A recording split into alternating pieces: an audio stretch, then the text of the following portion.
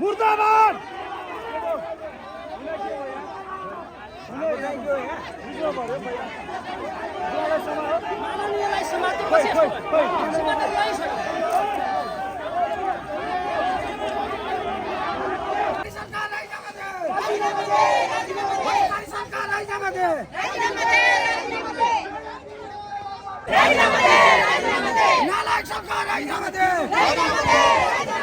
गणतन्त्र धोका हो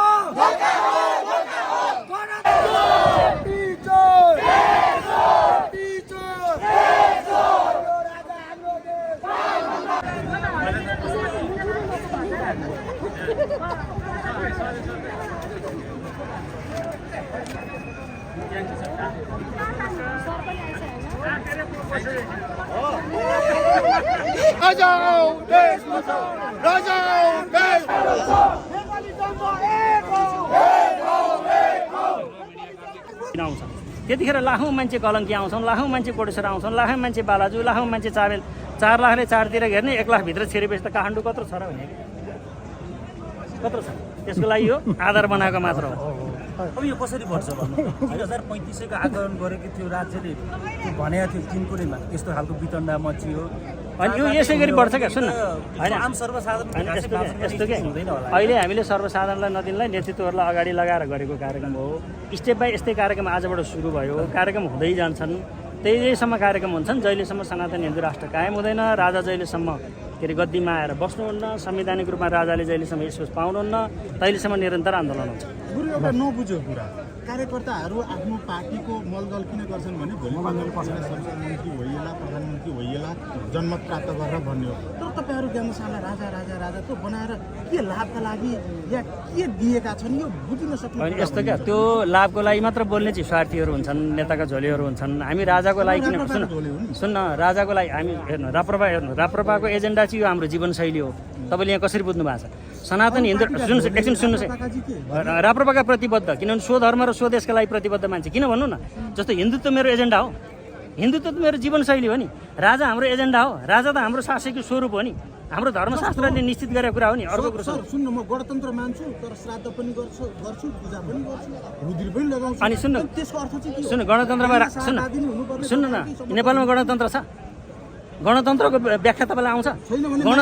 मागि त रहेछ नि, प्रत्यक्ष कार्यकारी प्रधानमन्त्री भने गणतन्त्र मागे होइन? सुन्नुहोस्, फेरि के हो राजालाई बुझाउने भने? सबै सुन्नु, प्रत्यक्ष गणतन्त्रमा राजा हुन्छन् भन्ने तपाईँलाई थाहा चाहिँ छैन? ल, गौतम बुद्धको राजा, सुन्नु गौतम बुद्धको बुवा, तपाईँ इतिहास पढ्नु न, तपाईँ इतिहास पढ्नु न। गौतम बुद्धको बुवा गणराज्यको राजा हो कि होइन? सुन्नु, हिजो र आज अधिकार दिने कुरो त राजाले पाउने, राजाले पाउँछ, जनताको सेवाले पाउने कुरो जनताले पाउँछ नि। तपाईँ तन्त्र त तपाईँ भन्दै हुनुहुन्छ त, राजाले चाहिँ प्रजातन्त्र भन्ने, तपाईँ आफै राजतन्त्र भन्नुहुन्छ त। हामीले के गर्ने? राजा आफैले राजाले प्रजातन्त्र भन्ने राजतन्त्र भनेको छैन, हामीले कसले राजा संविधान भन्दा माथि भने तपाईँ कसरी सुन्नु, ज्ञानेन्द्र उहाँले सुन्नुहोस् है, उहाँले के भन्नुभयो के अरे प्रजातन्त्र भएको बेला सुन्नु,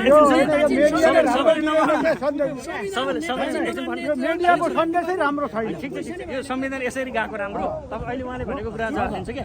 हिजो प्रजातन्त्रमा राजा देख्यो भन्नु पनि, हिजो प्रजातन्त्रमा दलहरूले प्रधानमन्त्री बनाउन नसकेपछि, निर्वाचन पनि गर्न नसकेपछि म चुनाव गरेर हस्तान्तरण गर्छु भनेर लिएको होइन। हिजो दलहरू असफल भएको कि राजा असफल भएको नचाहिने कुरो गर्ने, इतिहास बिर्सेर बोलेर हुन्छ? हिजो दलले प्रधानमन्त्री दिन सकेन, संसदले राजाले ल जनता नासो लयो भनेर खुर्कै जनता हात दिएन, दल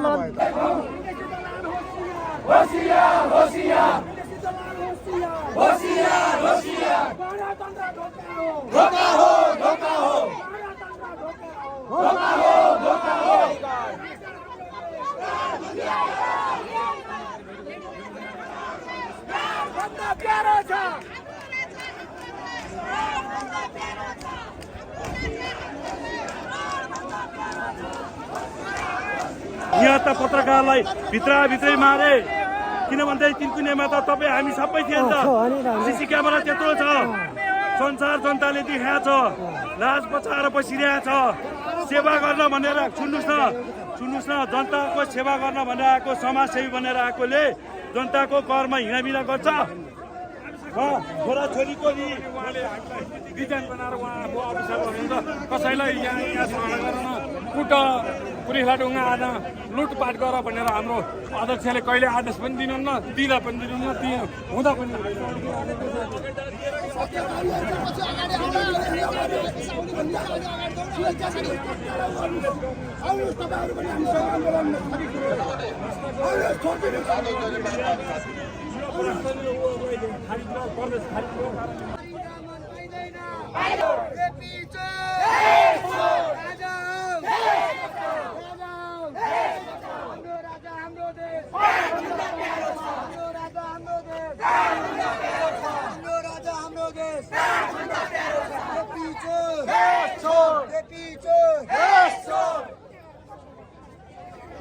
यो फाइदा हो नि अब होइन सुन्नुहोस् तपाईँले यो यसको लागि चाहिँ के गर्ने भने कुरा कर्मशः आउँदै गरेर आज हामी हाम्रो घोषित कार्यक्रमको लागि आएका छौँ होइन यहाँ राजाले के भन्नुभयो भने कुरा चाहिँ ठुलो छैन होइन राजाले के भन्नुभयो भने कुरा ठुलो होइन त्यो कुरा कर्मशः हाम्रा चाहिँ आधिकारिक रूपमा आउला हाम्रो चाहिँ प्रवक्ताले बताउला तर हामी जनताको आवाज आएको छौँ राष्ट्रको आवाज आएको छौँ सिङ्गो नेपालको आवाजको लागि आएका छौँ हामी यहाँ धन्यवाद प्रहरी नियन्त्रणमा हो कि कहाँ हो होइन त्यो त प्रहरी नियन्त्रण हुन सक्छ तपाईँको फिल्डमा आइसकेपछि त्यहाँ पनि हुन सक्छ नि होइन शान्ति सुरक्षा कायम गर्छौँ भनेर यहाँ त सयौँ प्रहरी उनीहरूको त काम म भनिहालेँ गणतन्त्र हो भने जोगाउनै पर्दैन क्या कसैले गणतन्त्र यदि सच्चा गणतन्त्र हो भने जोगाउनै पर्दैन यो गणतन्त्रको आवरणमा गरिएको लुटतन्त्र यो प्रष्ट भइसक्यो हरेक ठाउँबाट तपाईँको चाहिँ प्रष्ट भइसक्यो एउटा के छ भने सानो कुरो आँखाले देख्ने एउटा चाहिँ कुनै चिजमा सूक्ष्म किराहरू देखिन्छ नि तपाईँको त्यहाँ त पक्कै पनि माइक्रोस्ले हेऱ्यो भने धेरै देखिन्छ के अब यिनीहरूले यो 18 वर्षमा जति हत्कण्डा गरे जति भ्रष्टाचार गरे नि यो जनताबाट आइसक्यो अब यिनीहरूलाई परिवर्तन गरेर भित्र गएर त्यो सूक्ष्म दर्शनले हेरे त यिनीहरूले देशै बेचिसक्यो भने कि शङ्का छ जनतामा भनेपछि धेरै डर यही हो कि भ्रष्टाचारको विषयमा त कतिपय विषय ओपन भएका छन् होइन सहकारी काण्डमा उठेका नेताहरू समेत पक्राउ परेका छन् होइन गर्दैछ त सरकार सहकारी म एउटा एकदम साधारण मान्छे म धेरै पनि पढाएको छु मलाई दिदी भयो मलाई यिनीहरूले अगुवाइदिनु मैले सहकारी म मिलाइछु तर 100मा 100 नहोला हेर्नुहोस् तर यिनीहरूले के गर्यो भने आफ्ना सहकारीमा हेर्नुहोस् सहकारी र लघु वित्त लगाउने के भने लघु वित्तको हेर्नुहोस् तपाईँको बिचरा पीडितहरू गाउँ गाउँबाट